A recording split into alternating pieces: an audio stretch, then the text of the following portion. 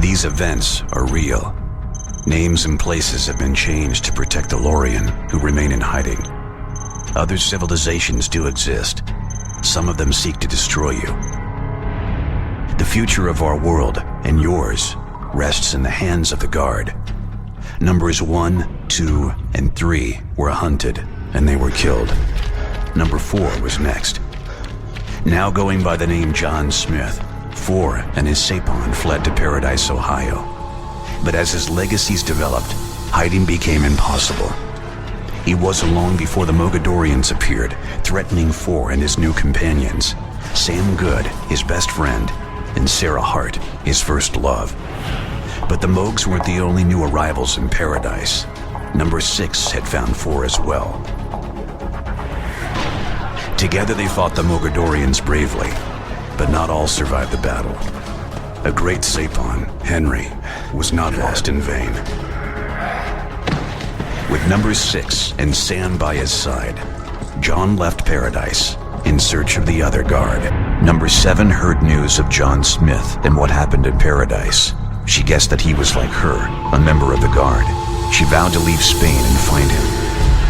Equipped with the power to heal and unlikely allies, including a mysterious girl named Ella, who turned out to be number 10, 7 fought nobly when the Mogadorians came for her. Meanwhile in Ohio, 4 and Sam were captured by the FBI. 6 came to their aid, but then insisted they travel to Spain, where she thought they would find another Guard. But instead the group parted ways. 4 and Sam journeyed to a Mogadorian base, and by an act of fate found number 9. The group had to fight their way out, and 4 and 9 were forced to leave Sam behind. They needed to find the other Guard now more than ever. Cetricus Raw, leader of the Mogadorians, had just arrived on Earth. The Guard were closer than ever to reuniting. 6 and 7, along with Ella and her Sapon, traveled to India in search of number 8. Once he was found, the group learned of 8's abilities to transform and teleport. With this discovery, they attempted to teleport to New Mexico, where they believed 4 to now be. Alas, 6 was somehow separated from the group during the trips.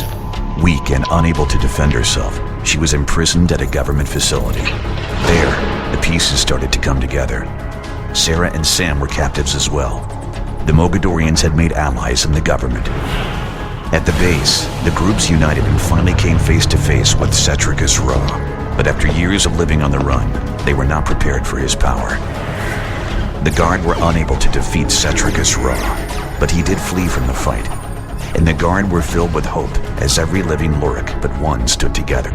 Battles had been lost, but the war was over. In Chicago, the Guard trained together. There was still much they did not know, but they knew they must find number 5. Still a prisoner, Sam's greatest wish was granted when his father Malcolm freed him. Together, they sought out the Guard.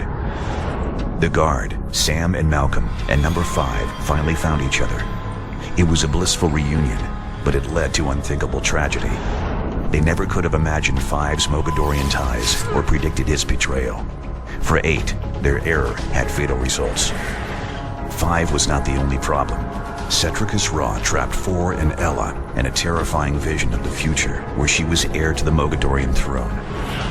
The rest of the Guard were fighting 5 in Florida when the Mogs attacked the Chicago penthouse. No one could stop them from taking Ella.